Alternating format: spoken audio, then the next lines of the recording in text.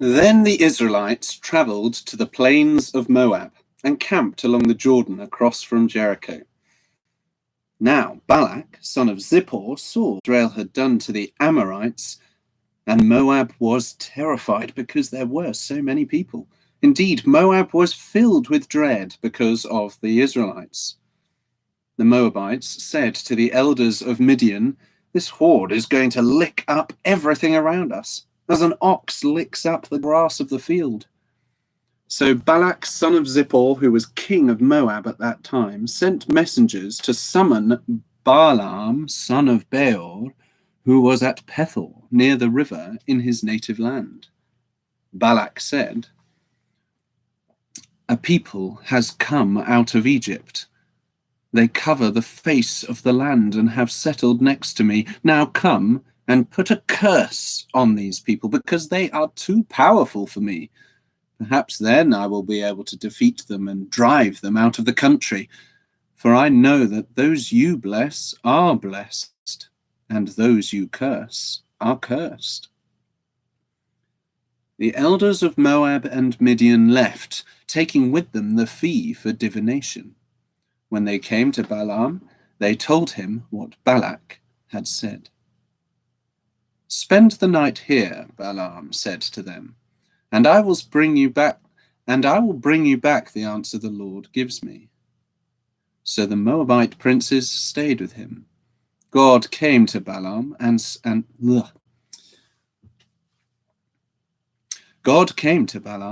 asked, "Who are these men with you?" Balaam said to God, "Balak, son of Zippor, king of Moab, sent me this message. A people that has come out of Egypt covers the face of the land. Now come and put a curse on them for me. Perhaps then I will be able to fight them and drive them away." But God said to Balaam, "Do not go with them. You must not put a curse on those people, because they are blessed." The next morning Balaam got up and said to Balak's princes, "Go back to your own country, for the Lord has refused to let me go with you." So the Moabite princes returned to Balak and said, "Balaam refused to come with us." Then Balak sent other princes, more numerous and more distinguished than the first. They came to Balaam and said, "This is what Balak, son of Zippor, says. Do not let anything keep you from coming to me, because I will reward you handsomely, and do whatever you say. Come and put a curse on these people for me." But Balaam answered them, "Even if Balak gave me his palace filled with silver and gold, I could not do anything great or small to go beyond the command of the Lord my God. Now stay here tonight as the others did, and I will find out what else the Lord will tell me." That night God came to Balaam and said, "Since these men have come to summon you, go with them, but do only what I tell you." Balaam got up in the morning, saddled his donkey, and went with the princes of Moab.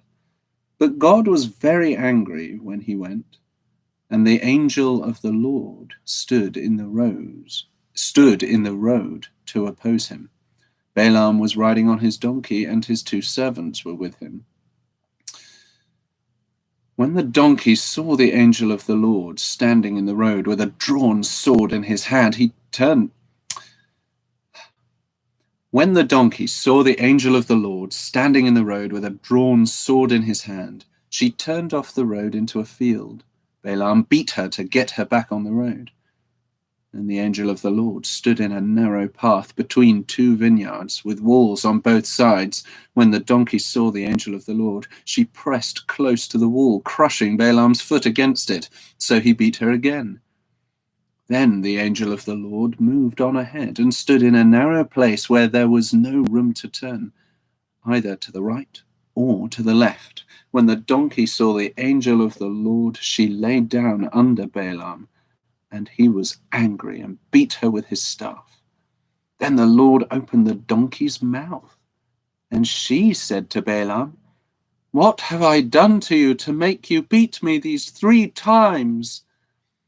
Balaam answered the donkey, "You have made a fool of me. If I had a sword in my hand, I would kill you right now."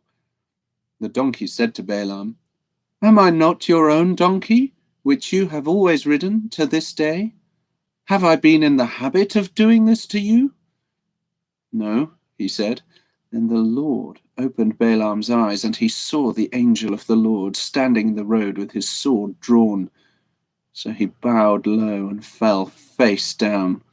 The angel of the Lord asked him, "Why have you beaten your donkey these 3 times?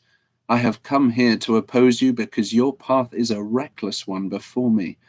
The donkey saw me and turned away from me these 3 times. If she had not turned away, I would certainly have killed you by now, but I would have spared her."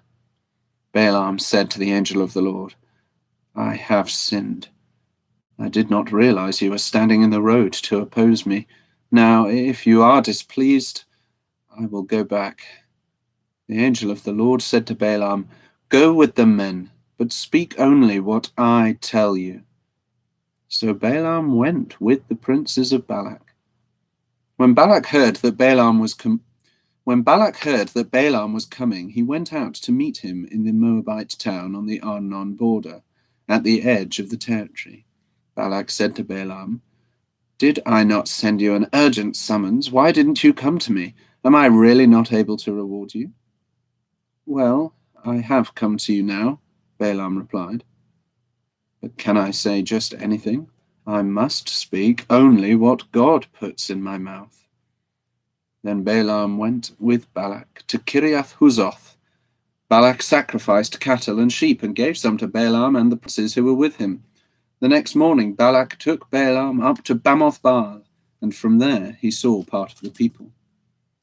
Balaam said, "Build me 7 altars here, and prepare 7 bulls and 7 rams for me." Balak did as Balaam said, and the 2 of them offered a bull and a ram on each altar. Then Balaam said to Balak, "Stay here beside your offering while I go aside. Perhaps the Lord will come to meet with me. Whatever he reveals to me, I will tell you." Then he went off to a barren height. God met with him, and Balaam said, "I have prepared 7 altars, and on each altar I have offered a bull and a ram." The Lord put a message in Balaam's mouth and said, "Go back to Balak and give him this message." So he went back to him and found him standing beside his offering with all the princes of Moab. Then Balaam uttered his oracle. "Balak brought me from Aram, the king of Moab from the eastern mountains. Come," he said, "curse Jacob for me. Come, denounce Israel."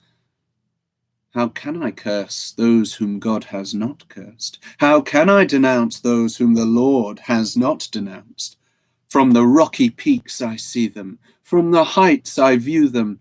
I see people who live apart and do not consider themselves one of the nations. Who can count the dust of Jacob or number the 4th part of Israel? Let me die the death of the righteous, and may my end be like theirs. Balak said to Balaam, "What have you done to me? I brought you to curse my enemies, but you have done nothing but bless them." He answered, "Must I not speak what the Lord puts in my mouth?" Then Balak said to him, "Come with me to another place where you can see them, and you will see only a part, but not all of them, and from there curse them for me." So he took him to the field of Zophim on the top of Pisgah, and there he built 7 altars and offered a bull and a ram on each altar. Balaam said to Balak, "Stay here beside your offering while I meet with him over there." The Lord met with Balaam and put a message in his mouth and said, "Go back to Balak and give him this message." So he went to him and found him standing beside his offering with the princes of Moab. Balak asked him, "What did the Lord say?" Then he uttered his oracle. "Arise, Balak, and listen. Hear me, son of Zippor.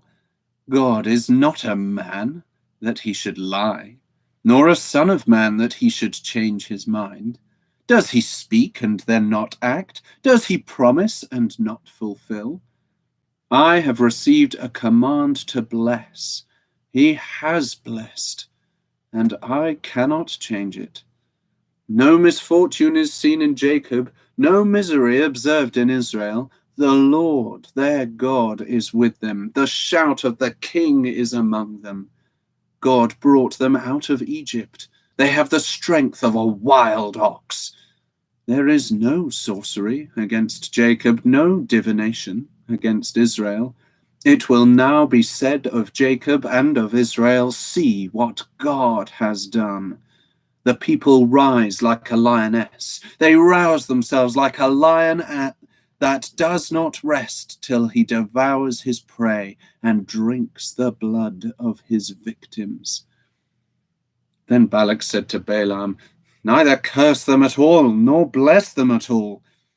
Balaam answered, did I not tell you I must do whatever the Lord says? Then Balak said to Balaam, come, let me take you to another place. Perhaps it will please God to let you curse them for me from there. And Balak took Balaam to the top of Peor, overlooking the wasteland. Balaam said, build me 7 altars here, and prepare 7 bulls and 7 rams for me. Balak did as Balaam had said, and offered a bull and a ram on each altar. Now, when Balaam saw that it pleased the Lord to bless Israel, he did not resort to sorcery, as at other times, but turned his face towards the desert. When Balaam looked out and saw Israel encamped tribe by tribe, the Spirit of God came upon him, and he uttered his oracle. The oracle of Balaam, son of Beor, the oracle of one whose eye sees clearly, the oracle of one who hears the words of God, who sees a vision from the Almighty, who falls prostrate and whose eyes are opened. How beautiful are your tents, O Jacob, your dwelling places, O Israel. Like valleys they spread out, like gardens beside a river, like aloes planted by the Lord, like cedars beside the waters. Water will flow from their buckets, their seed will have abundant water.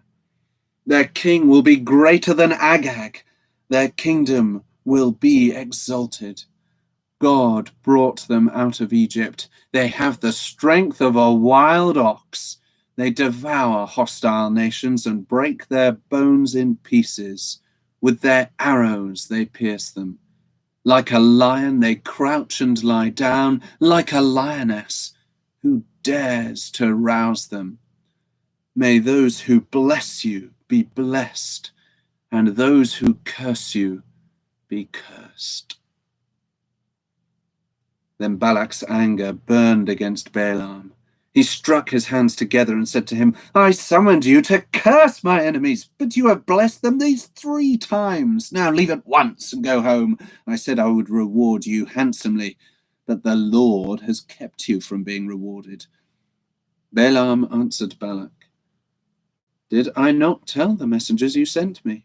Even if Balak gave me his palace filled with silver and gold, I could not do anything of my own accord, good or bad, to go beyond the command of the Lord. And I must say only what the Lord says. Now I am going back to my people, but come, let me warn you of what this people will do to your people in days to come.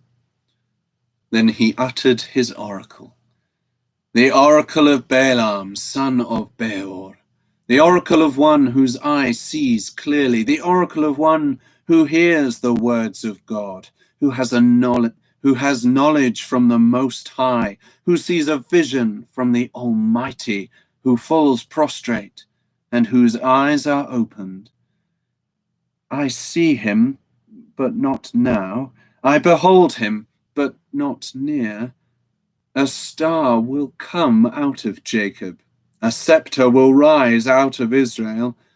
He will crush the foreheads of Moab, the skulls of all the sons of Sheth. Edom will be conquered. Seir, his enemy, will be conquered, but Israel will grow strong.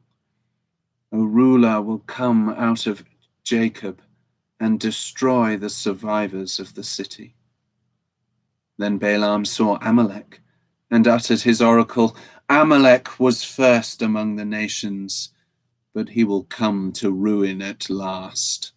Then he saw the Kenites and uttered his oracle. Your dwelling place is secure. Your nest is set in a rock, yet you Kenites will be destroyed when Ashur takes you captive. Then he uttered his oracle. Who can live when God does this? Ships will come from the shores of Kittim. They will subdue Ashur and Eber, and they too will come to ruin. Then Balaam got up and returned home, and Balak went his own way. While Israel was staying in Shittim, the men began to indulge in sexual immorality with Moabite women, who invited them to the sacrifices to their gods. The people ate and bowed down before these gods, so Israel joined in worshipping the Baal of Peor, and the Lord's anger burned against them. The Lord said to Moses, "Take all the leaders of these people, kill them, and expose them in broad daylight before the Lord, so that the Lord's fierce anger may turn away from Israel." So Moses said to Israel's judges, "Each of you must put to death those of your men who have joined in worshipping the Baal of Peor." Then an Israelite man brought to his family a Midianite woman right before the eyes of Moses and the whole assembly of Israel while they were weeping at the entrance to the tent of meeting. When Phinehas, son of Eleazar, the son of Aaron, the priest, saw this, he left the assembly, took a spear in his hand, and followed the Israelite into the tent. He drove the spear through both of them, through the Israelite and into the woman's body. Then the plague against the Israelites was stopped, but those who died in the plague numbered 24,000. The Lord said to Moses, "Phinehas, son of Eleazar, the son of Aaron, the priest, has turned my anger away from the Israelites, for he was as zealous as I am for my honor among them, so that in my zeal I did not put an end to them. Therefore tell him I am making my covenant of peace with him. He and his descendants will have a covenant of a lasting priesthood, because he was zealous for the honor of his God, and made atonement for the Israelites." The name of the Israelite who was killed with the Midianite woman was Zimri, son of Salu, the leader of a Simeonite family. And the name of the Midianite woman who was put to death was Cozbi, daughter of Zur, a tribal chief of a Midianite family. The Lord said to Moses, "Treat the Midianites as enemies and kill them, because they treated you as enemies when they deceived you in the affair of Peor and their sister Cozbi, the daughter of a Midianite leader, the woman who was killed when the plague came as a result of Peor." After the plague, the Lord said to Moses and Eleazar, son of Aaron, the priest, "Take a census of the whole Israelite community by families, all those 20 years old or more who are able to serve in the army of Israel." So, on the plains of Moab, by the Jordan, across from Jericho, Moses and Eleazar the priest spoke with them and said, "Take a census of men 20 years old or more, as the Lord commanded Moses." These were the Israelites who came out of Egypt. The descendants of Reuben, the firstborn son of Israel, were through Hanok, the Hanokite clan, through Palu, the Paluite clan, through Hezron, the Hezronite clan, through Carmi, the Carmite clan. These were the clans of Reuben. Those numbered were 43,730. The son of Palu was Eliab, and the sons of Eliab were Nemuel, Dathan, and Abiram. The same Dathan and Abiram were the community officials who rebelled against Moses and Aaron and were among Korah's followers when they rebelled against the Lord. The earth opened its mouth and swallowed them along with Korah, whose followers died when the fire devoured the 250 men, and they served as a warning sign. The line of Korah, however, did not die out. The descendants of Simeon by their clans were, through Nemuel, the Nemuelite clan, through Jamin, the Jaminite clan, through Jachin, the Jachinite clan, through Zerah, the Zerahite clan, through Shaul, the Shaulite clan. These were the clans of Simeon. They were 22,200 men. The descendants of Gad by their clans were, through Zephon, the Zephonite clan, through Haggai, the Haggite clan, through Shunai, the Shunite clan, through Ozni, the Oznite clan, through Eri, the Erite clan, through Arodai, the Arodite clan, through Areli, the Arelite clan. These were the clans of Gad. Those numbered were 40,500. And Onan were sons of Judah, but they died in Canaan. The descendants of Judah by their clans were, through Shelah, the Shelanite clan, through Perez, the Perezite clan, through Zerah, the Zerahite clan. The descendants of Perez were, through Hezron, the Hezronite clan, through Hamul, the Hamulite clan. These were the clans of Judah. Those numbered were 76,500. The descendants of Issachar by their clans were, through Tola, the Tolaite clan, through Puah, the Puite clan, through Jashub, the Jashubite clan, through Shimron, the Shimronite clan. These were the clans of Issachar. Those numbered were 64,300. The descendants of Zebulun by their clans were, through Sered, the Seredite clan, through Elon, the Elonite clan, through Jahlil, the Jahlilite clan. These were the clans of Zebulun. Those numbered were 60,500. The descendants of Joseph by their clans through Manasseh and Ephraim were, the descendants of Manasseh through Machir, the Machirite clan. Machir was the father of Gilead. Through Gilead, the Gileadite clan. These were the descendants of Gilead. Through Iezer, the Iezerite clan. Through Helek, the Helekite clan. Through Azriel, the Azrielite clan. Through Shechem, the Shechemite clan. Through Shemidah, the Shemidite clan. Through Hefer, the Heferite clan. Zelophehad, son of Hefer, had no sons. He had only daughters, whose names were Mahlah, Noah, Hoglah, Milcah, and Tirzah. These were the clans of Manasseh. Those numbered were 52,700. These were the descendants of Ephraim by their clans. Through Shuthelah, the Shuthelahite clan.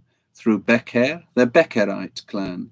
Through Tahan, the Tahanite clan. These were the descendants of Shuthelah. Through Eran, the Eranite clan. These were the clans of Ephraim. Those numbered were 32,500. These were the descendants of Joseph by their clans.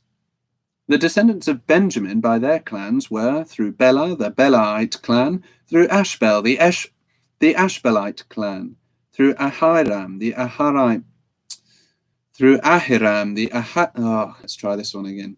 Through Ahiram, the Ahiramite clan, through Shufam, the Shufamite clan, through Hufam, the Hufamite clan. The descendants of Bela through Ard and Naaman were, through Ard, the Ardite clan, through Naaman, the Naamite clan. These were the clans of Benjamin. Those numbered were 45,600. These were the descendants of Dan by their clans, through Shuham, the Shuhamite clan. These were the clans of Dan. All of them were Shuhamite clans, and those numbered were 64,400. The descendants of Asher by their clans were, through Imnah, the Imnite clan, through Ishvi, the Ishvite clan, through Beriah the Beriah clan, and through the descendants of Beriah, through Heber the Heberite clan, through Malkiel the Malkielite clan. Asher had a daughter named Serah. These were the clans of Asher. Those numbered were 53,400. The descendants of Naphtali by their clans were through Jahzeel the Jahzeelite clan, through Gunai the Gunite clan, through Jezer the Jezerite clan, through Shillem the Shillemite clan. These were the clans of Naphtali. Those numbered were 45,400. The total number of the men of Israel was 601,730.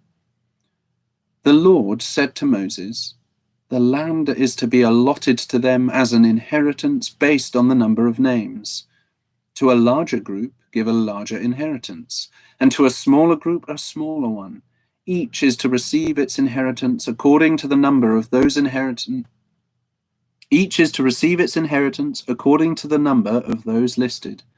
Be sure that the land is distributed by lot. What each group inherits will be according to the names for its ancestral tribe. Each inheritance is to be distributed by lot among the larger and smaller groups." These were the Levites who were counted by their clans, through Gershon the Gershonite clan, through Kohath the Kohathite clan, through Merari the Merarite clan. These also were Levite clans: the Libnite clan, the Hebronite clan, the Mahlite clan, the Mushite clan, the Korahite clan. Kohath was the forefather of Amram. The name of Amram's wife was Jochebed, the descendant of Levi, who was born to the Levites in Egypt. To Amram she bore Aaron, Moses, to Amram she bore Aaron, Moses, and their sister Miriam. Aaron was the father of Nadab and Abihu, Eleazar and Ithamar. But Nadab and Abihu died when they made an offering before the Lord with unauthorized fire. All the male Levites a month old or more numbered 23,000. They were not counted along with the other Israelites because they received no inheritance among them. These are the ones counted by Moses and Eleazar the priest when they counted the Israelites on the plains of Moab by the Jordan across from Jericho. Not one of them was among those counted by Moses and Aaron the priest when they counted the Israelites in the desert of Sinai. For the Lord had told those Israelites they would surely die in the desert, and not one of them was left, except Caleb, son of Jephunneh, and Joshua, son of Nun. The daughters of Zelophehad, son of Hepher, the son of Gilead, the son of Machir, the son of Manasseh, belonged to the clans of Manasseh, son of Joseph. The names of the daughters were Mahlah, Noah, Hoglah, Milcah, and Tirzah. They approached the entrance to the tent of meeting and stood before Moses, Eleazar the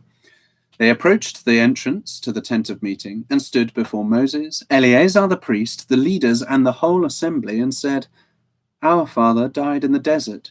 He was not among Korah's followers who banded together against the Lord, but he died for his own sin and left no sons. Why should our father's name disappear from his clan because he had no son? Give us property among our father's relatives." So Moses brought their case before the Lord, and the Lord said to him, "What Zelophehad's daughters are saying is right. You must certainly give them property as an inheritance among their father's relatives, and give their father's inheritance over to them. Say to the Israelites, if a man dies and leaves no son, give his inheritance over to his daughter. If he has no daughter, give his inheritance to his brothers. If he has no brothers, give his inheritance to his father's brothers. If his father had no brothers, give his inheritance to the nearest relative in his clan, that he may possess it. This is to be a legal requirement for the Israelites, as the Lord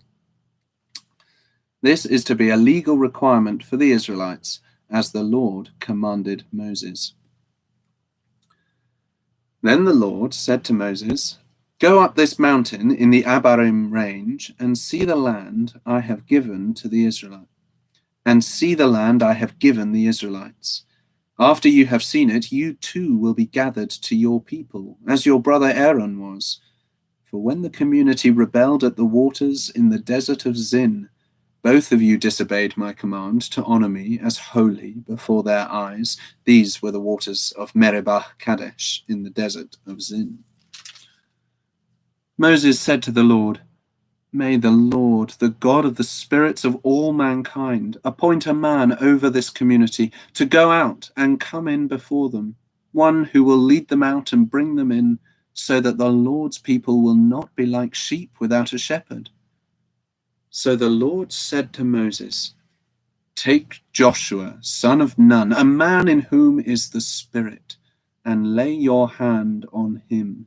Make him stand before Eleazar the priest and the entire assembly, and commission him in their presence. Give him some of your authority, so that the whole Israelite community will obey him. He is to stand before Eleazar the priest, who will obtain decisions for him by inquiring of the Urim before the Lord. At his command, he and the entire community of the Israelites will go out, and at his command, they will come in. Moses did as the Lord commanded him. He took Joshua and made him stand before Eleazar the priest and the whole assembly. Then he laid his hands on him and commissioned him, as the Lord instructed through Moses. The Lord said to Moses, Give this command to the Israelites and say to them, See that you present to me at the appointed time the food for my offerings made by fire, as an aroma pleasing to me. Say to them, This is the offering made by fire that you are to present to the Lord. 2 lambs a year old without defect, as a regular burnt offering each day. Prepare 1 lamb in the morning and the other at twilight, together with a grain offering of 1/10 of an ephah of fine flour mixed with 1/4 of a hin of oil from pressed olives. This is the regular burnt offering instituted at Mount Sinai as a pleasing aroma, an offering made to the Lord by fire.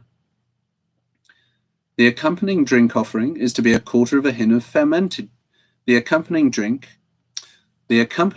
offering is to be 1/4 of a hin of fermented drink with each lamb. Pour out the drink offering to the Lord at the sanctuary. Prepare the 2nd lamb at twilight, along with the same kind of grain offering and drink offering that you prepare in the morning. This is an offering made by fire, an aroma pleasing to the Lord. On the Sabbath day, make an offering of 2 lambs a year old without defect, together with its drink offering, and a grain offering of 2/10 of an ephah of fine flour mixed with oil.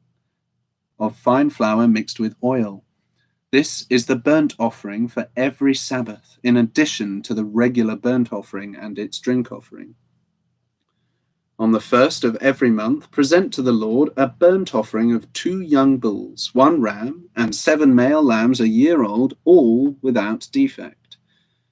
With each bull, there is to be a grain offering of 3/10 of an ephah of fine flour mixed with oil.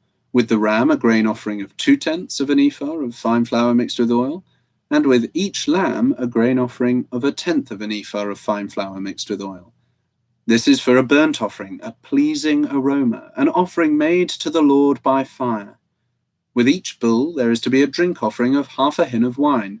With the ram, 1/3 of a hin, and with each lamb, 1/4 of a hin. This is the monthly burnt offering to be made at each new moon during the year. This is the monthly burnt offering to be made at each new moon during the year.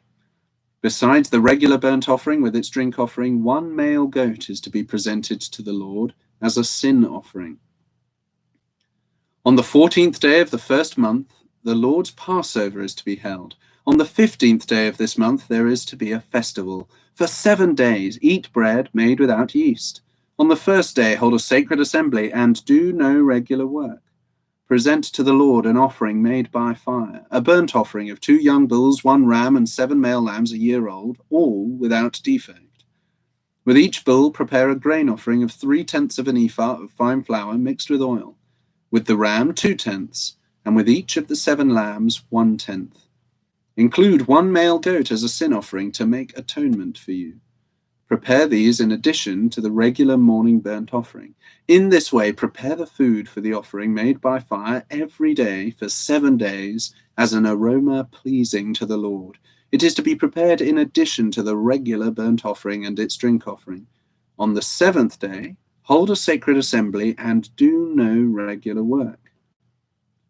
On the day of first fruits, when you present to the Lord an offering of new grain during the Feast of Weeks, hold a sacred assembly and do no regular work. Present a burnt offering of 2 young bulls, 1 ram, and 7 male lambs a year old as an aroma pleasing to the Lord. With each bull there is to be a grain offering of 3/10 of an ephah of fine flour mixed with oil. With the ram 2/10, and with each of the 7 lambs 1/10. Include 1 male goat to make atonement for you. Prepare these together with their drink offerings in addition to the regular burnt offerings and its grain offering. Be sure the animals are without defect.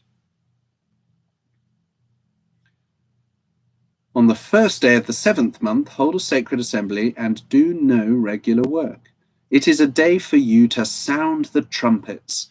As an aroma pleasing to the Lord, prepare a burnt offering of 1 young bull, 1 ram, and 7 male lambs a year old, all without defect.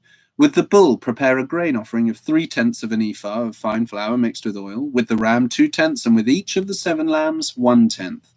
Include 1 male goat as a sin offering to make atonement for you. These are in addition to the monthly and daily burnt offerings with their grain offerings and drink offerings as specified.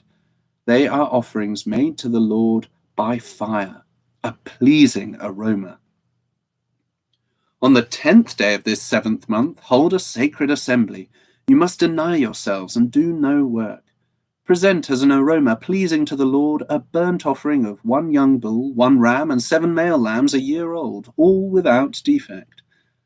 With the bull, prepare a grain offering of 3/10 of an ephah of fine flour mixed with oil. With the ram, 2/10, and with each of the 7 lambs, 1/10. Include 1 male goat as a sin offering, in addition to the sin offering for atonement and the regular burnt offerings with its grain offerings and their drink offerings. On the 15th day of the 7th month, hold a sacred assembly and do no regular work.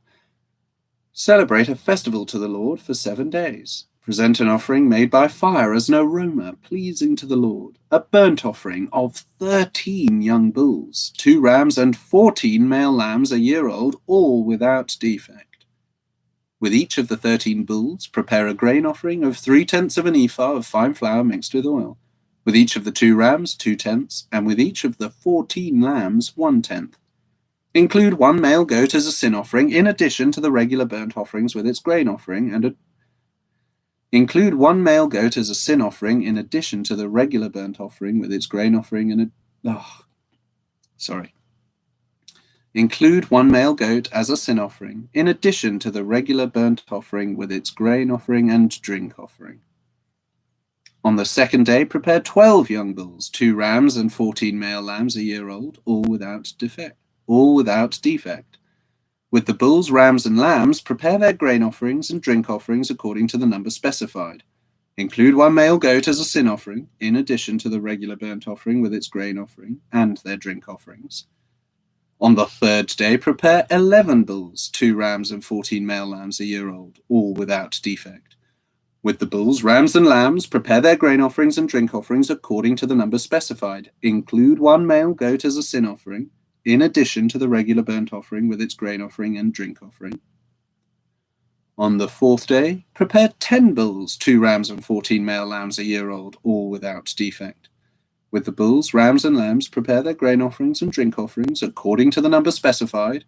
Include 1 male goat as a sin offering, in addition to the regular burnt offering with its grain offering and drink offering. On the 5th day, prepare 9 bulls, 2 rams, and 14 male lambs a year old, all without defect. With the bulls, rams, and lambs, prepare their grain offerings and drink offerings according to the number specified. Include 1 male goat as a sin offering, in addition to the regular burnt offering with its grain offering and drink offering. On the 6th day, prepare 8 bulls, 2 rams, and 14 male lambs a year old, all without defect. With the bulls, rams, and lambs, prepare their grain offerings and drink offerings according to the number specified. Include 1 male goat as a sin offering, in addition to the regular burnt offering with its grain offering and drink offering. On the 7th day, prepare 7 bulls, 2 rams, and 14 male lambs a year old, all without all without defect. With the bulls, rams, and lambs, prepare their grain offerings and drink offerings according to the number specified. Include one male goat as a sin offering, in addition to the regular burnt offering with its grain offering and drink offering. On the 8th day, hold an assembly, and do no regular work. Present as an offering made by fire, as an aroma pleasing to the Lord, a burnt offering of 1 bull, 1 ram, and 7 male lambs a year old, all without defect. With the bull, the ram, and the lambs, prepare their grain offerings and drink offerings according to the number specified. Include 1 male goat as a sin offering, in addition to the regular burnt offering with its grain offering and drink offering. In addition to what you vow and your freewill offerings, prepare these for the Lord at your appointed feasts, your burnt offerings, grain offerings, drink offerings, and fellowship offerings. Moses told the Israelites all that the Lord commanded him. Moses said to the heads of the tribes of Israel, "This is what the Lord commands. When a man makes a vow to the Lord, or takes an oath to bind himself by a pledge, he must not break his word, but must do everything he said. When a young woman still living in her father's house makes a vow to the Lord, or binds herself by a pledge, and her father hears about her vow or pledge but says nothing to her, then all her vows and every pledge by which she bound herself will stand. But if her father forbids her when he hears about it, none of her vows or the pledges by which she bound herself will stand. The Lord will release her because her father has forbidden her.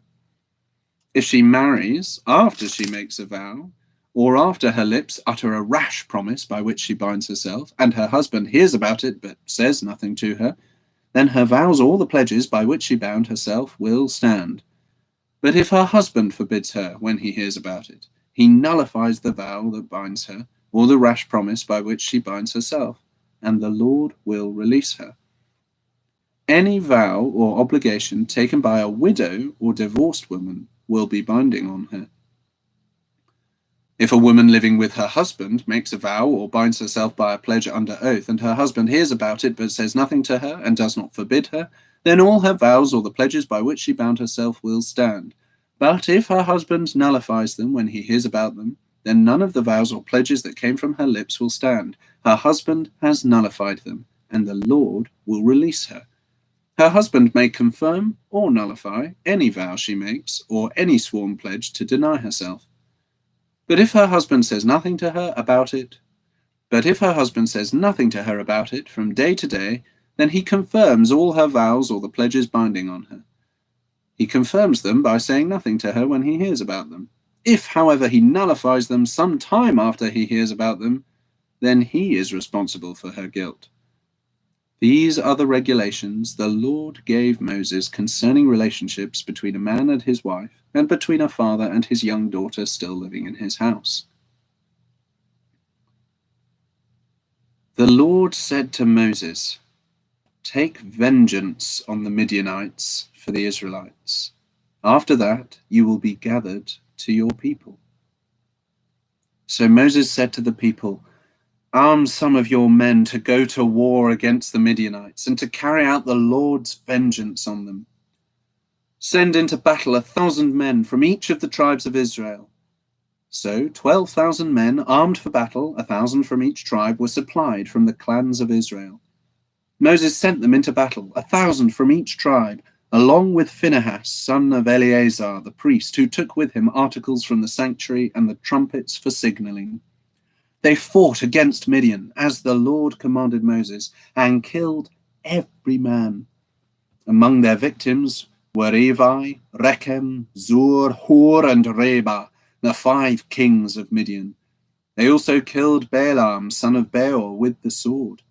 The Israelites captured the Midianite women and children and took all the Midianite herds, flocks, and goods as plunder. They burned all the towns where the Midianites had settled, as well as all their camps.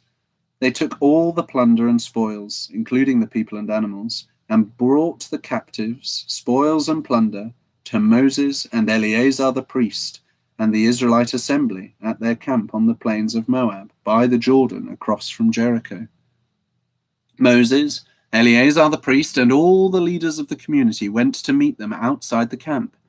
Moses was angry with the officers of the army, the commanders of thousands and commanders of hundreds, who returned from the battle. "Have you allowed all the women to live?" he asked them. "They were the ones who followed Balaam's advice and were the means of turning the Israelites away from the Lord in what happened at Peor, so that a plague struck the Lord's people. Now kill all the boys, and kill every woman who has slept with a man, but save for yourselves every girl who has never slept with a man. All of you who have killed anyone or touched anyone who was killed must stay outside the camp 7 days. On the third and seventh days you must purify.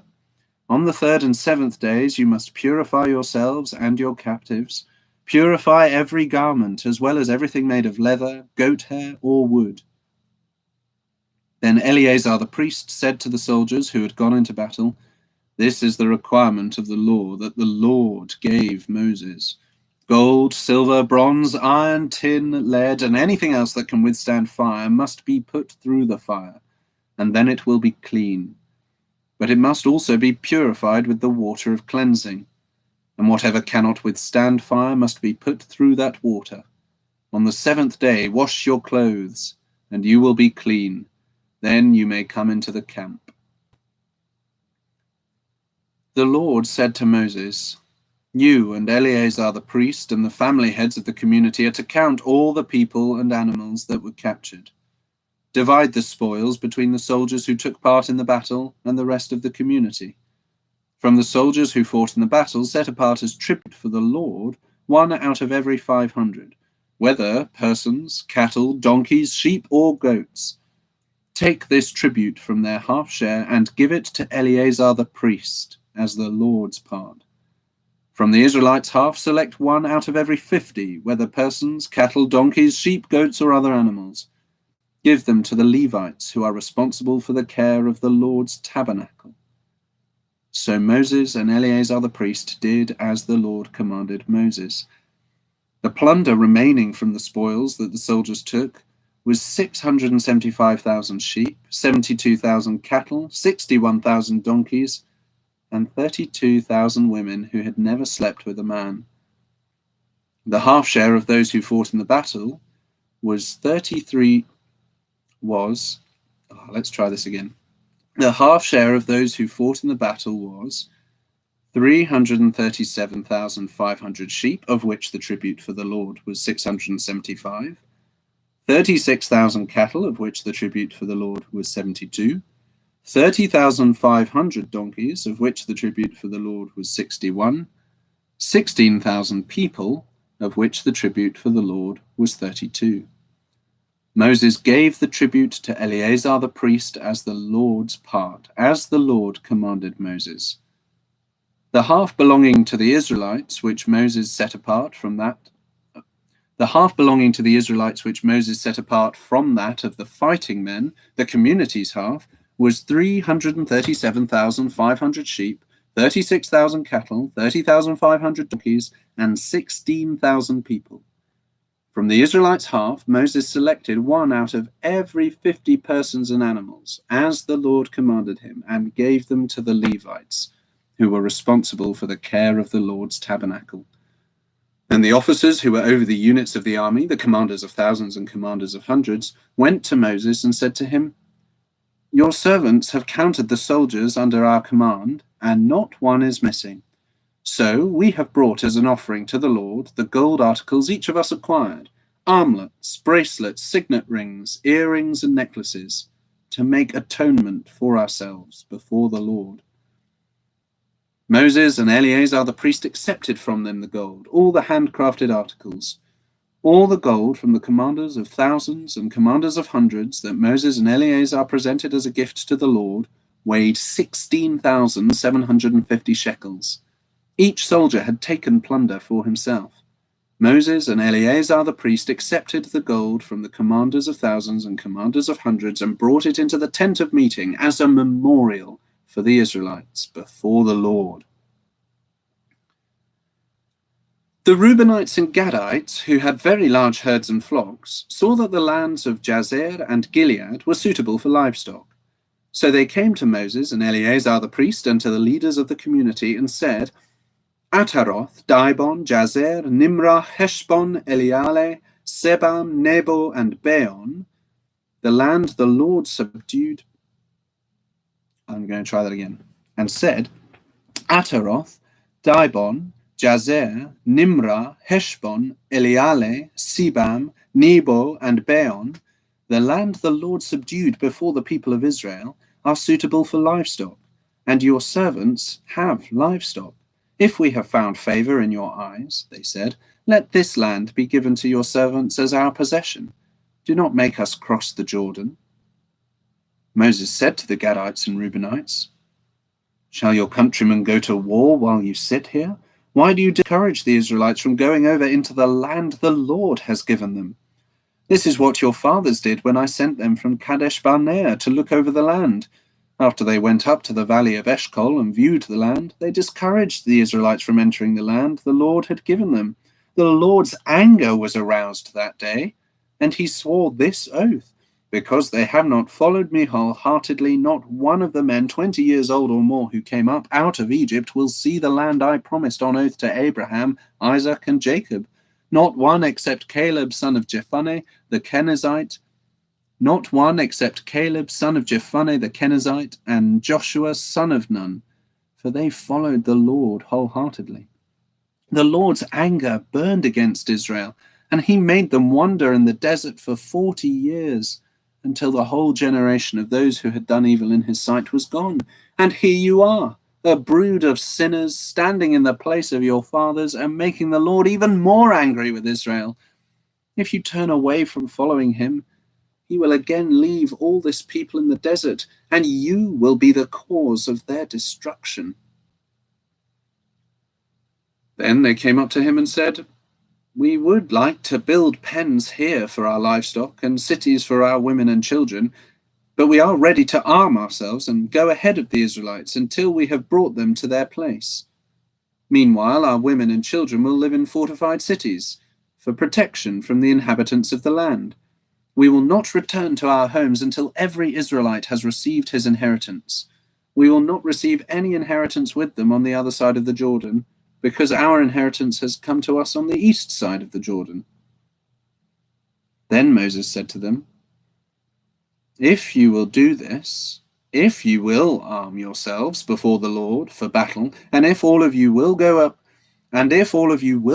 armed over the Jordan before the Lord until he has driven his enemies out before him, then when the land is subdued before the Lord, you may return and be free from your obligation to the Lord and to Israel, and this land will be your possession before the Lord. But if you fail to do this, you will be sinning against the Lord, and you will be sinning against the Lord, and you may be sure that your sin will find you out. Build cities for your women and children, and pens for your flocks, but do what you have promised. The Gadites and Reubenites said to Moses, we, your servants, will do as our Lord commands. Our children and wives, our flocks and herds will remain here in the cities of Gilead. But your servants, every man armed for battle, will cross over to fight before the Lord, just as our Lord says.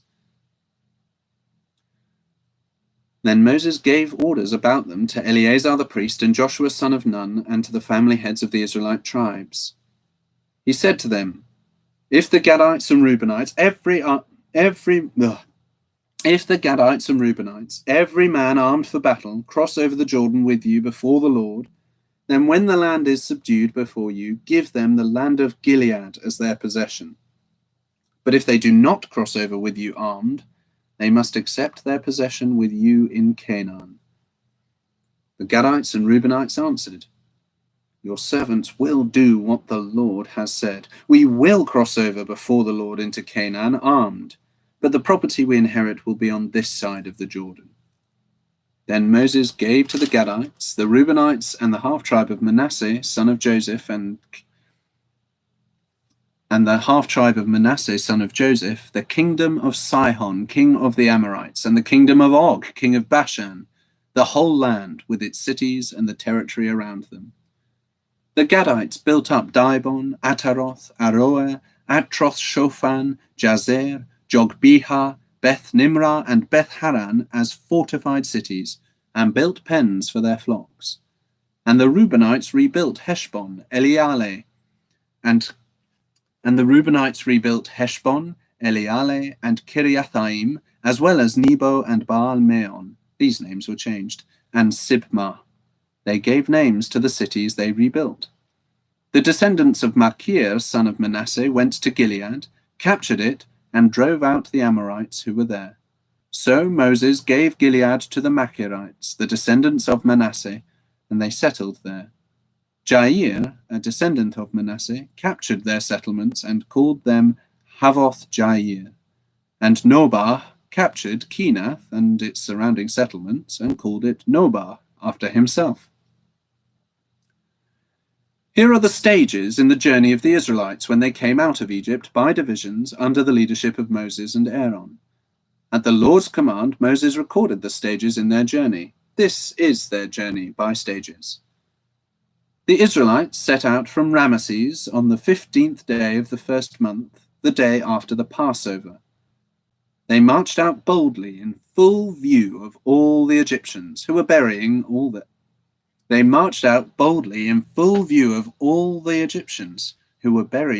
firstborn, whom the Lord had struck down among them, for the Lord had brought judgment on their gods. The Israelites left Ramesses and camped at Succoth. They left Succoth and camped at Etham on the edge of the desert. They left Etham, turned back to Pi Hahiroth to the east of Baal Zephon, and camped near Migdol. They left Pi Hahiroth and passed through the sea into the desert. And when they had traveled for 3 days in the desert of Etham, they camped at Marah. They left Marah and went to Elim, where there were 12 springs and 70 palm trees, and they camped there. They left Elim and camped by the Red Sea. They left the Red Sea and camped in the desert of Sin. They left the desert of Sin and camped at Dophkah. They left Dophkah and camped at Alush. They left Alush and camped at Rephidim, where there was no water for the people to drink. They left Rephidim and camped in the desert of Sinai. They left the desert of Sinai and camped at Kibroth Hattava. They left Kibroth Hattava and camped at Hazeroth. They left Hazeroth and camped at Rithmah. They left Rithmah and camped at Rimmon Perez. They left Rimmon Perez and camped at Libnah. They left Libnah and camped at Rissah. They left Rissah and camped at Kehelatha. They left Kehelatha and camped at Mount Shepher. They left Mount Shepher and camped at Haradah. They left Haradah and camped at Makheloth. They left Makheloth and camped at Tahath. They left Tahath and camped at Terah. They left Terah and camped at Mithkah. They left Mithkah and camped at Hashmonah. They left Hashmonah and camped at Moseroth. They left Moseroth and camped at Bene Jaakan. They left Bene Jaakan and camped at Hor Haggidgad. They left Bene Jaakan and camped at Hor Haggidgad. They left Hor Haggidgad and camped at Jotbatha. They left Jotbatha and camped at Abrona. They left Abrona and camped at Ezion Geber. They left Ezion Geber and camped at Kadesh in the desert of Zin. They left Kadesh and camped at Mount Hor on the border of Edom. At the Lord's command, Aaron the priest went up Mount Hor, where he died on the first day of the 5th month of the 40th year of the 40th year after the Israelites came out of Egypt. Aaron was 123 years old when he died on Mount Hor. The Canaanite king of Arad, who lived in the Negev of Canaan, heard that the Israelites were coming. They left Mount Hor and camped at Zalmonah. They left Zalmonah and camped at Punon. They left Punon and camped at Oboth. They left Oboth and camped at Aye Abarim, on the border of Moab. They left Aim and camped at Dibon Gad. They left Dibon Gad and camped at Almon Diblathaim. They left Almon Diblathaim and camped in the mountains of Abarim, near Nebo. They left the mountains of Abarim and camped on the plains of Moab, by the Jordan, across from Jericho. There, on the plains of Moab, they camped along the Jordan from Beth. There, on the plains of Moab, they camped along the Jordan from Beth Jeshimoth to Abel Shittim. On the plains of Moab, by the Jordan, across from Jericho, the Lord said to Moses, "Speak to the Israelites and say to them, when you cross the Jordan into Canaan, drive out all the inhabitants of the land before you. Destroy all their carved images and their cast idols, and demolish all their high places. Take possession of the land and settle in it, for I have given you the land to possess.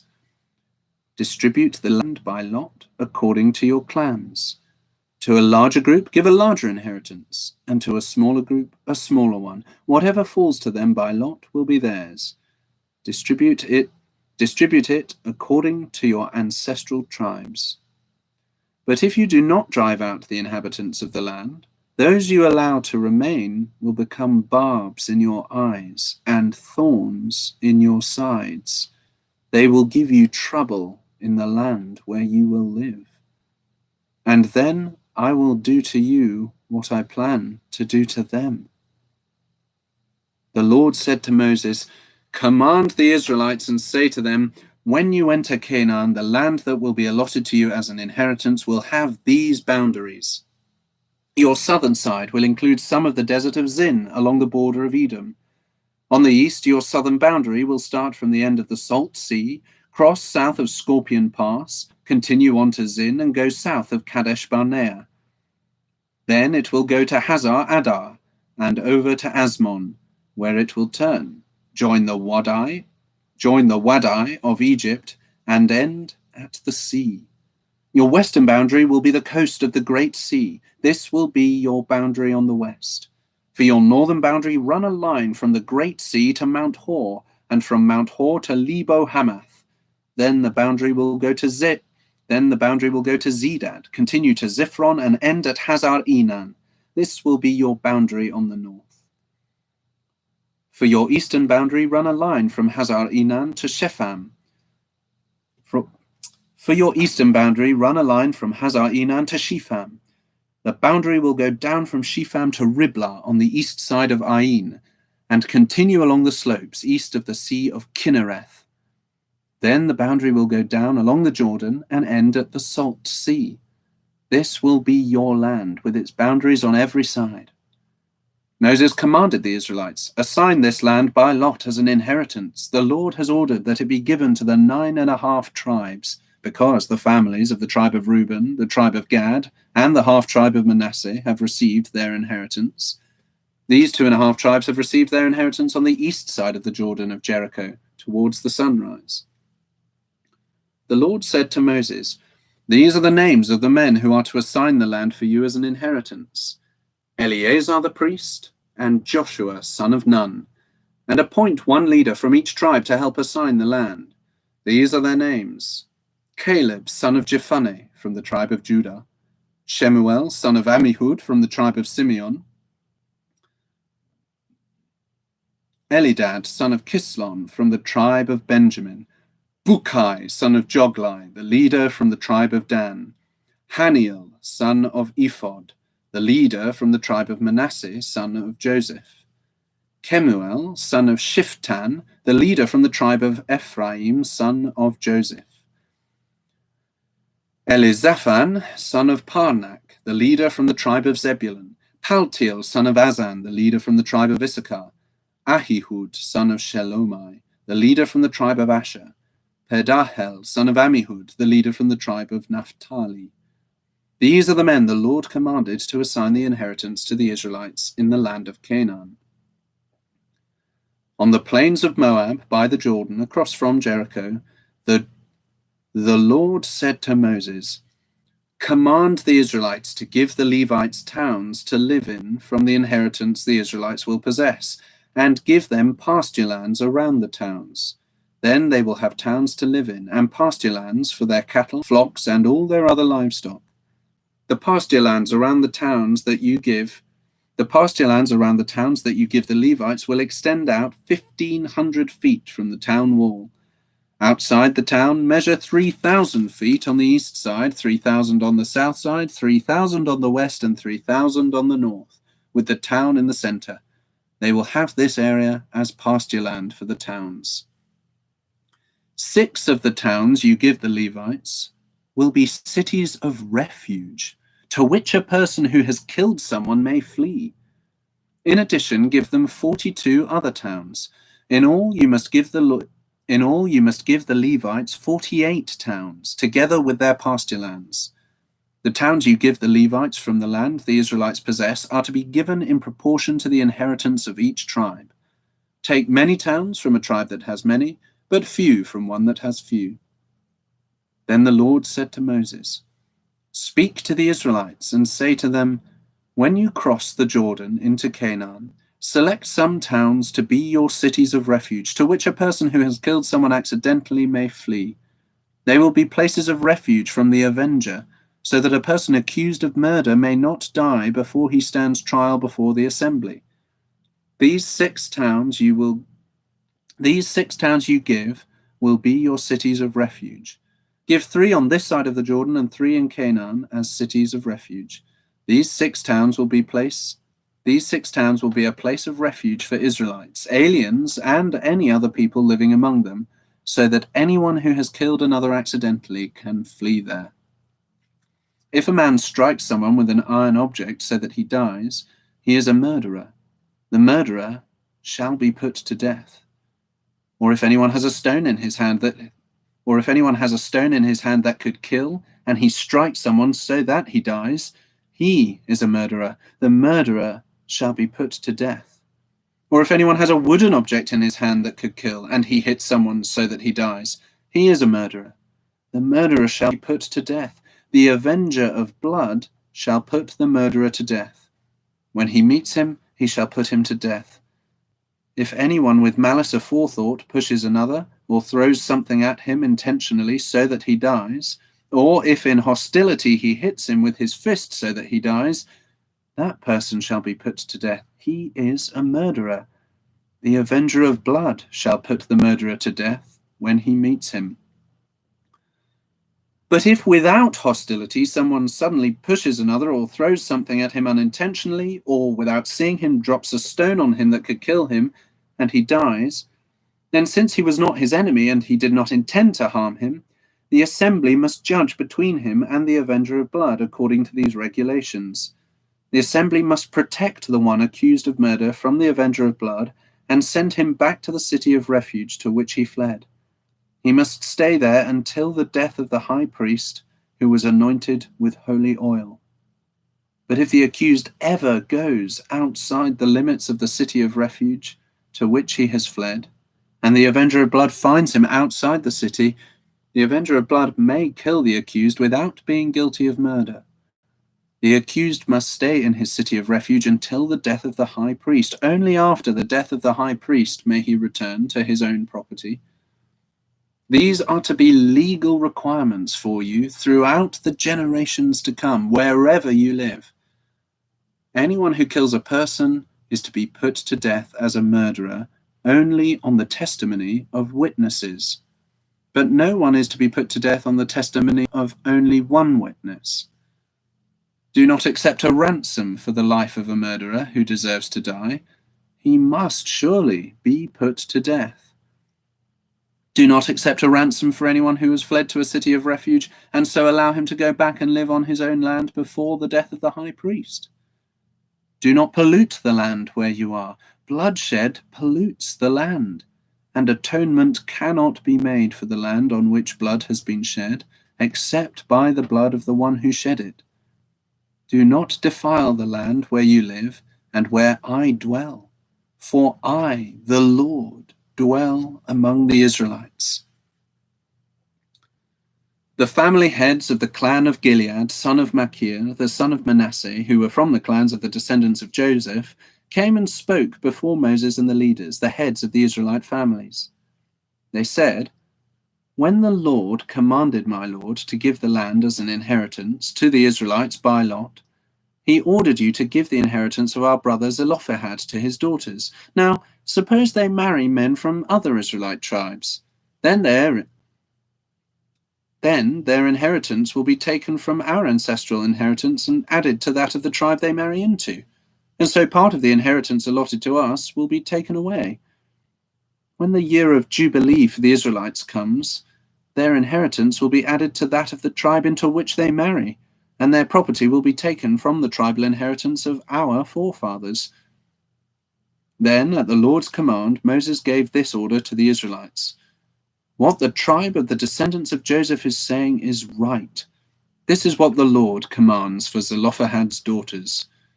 They may marry anyone they please, as long as they marry within the tribal clan of their father. No inheritance in Israel is to pass from tribe to tribe, for every Israelite shall keep the tribal land inherited from his forefathers. Every daughter who inherits land in any Israelite tribe must marry someone in her father's tribal clan, so that every Israelite will possess the inheritance of his daughter. So that every Israelite will possess the inheritance of his fathers. No inheritance may pass from tribe to tribe, for each Israelite tribe is to keep the land it inherits. So Zelophehad's daughters did as the Lord commanded Moses. Zelophehad's daughters, Mahlah, Tirzah, Hoglah, Milcah, and Noah, married their cousins on their father's side. They married within the clans of the descendants of Manasseh, son of Joseph, and their inheritance remained in their father's clan and tribe. These are the commands and regulations the Lord gave through Moses to the Israelites on the plains of Moab by the Jordan, across from Jericho.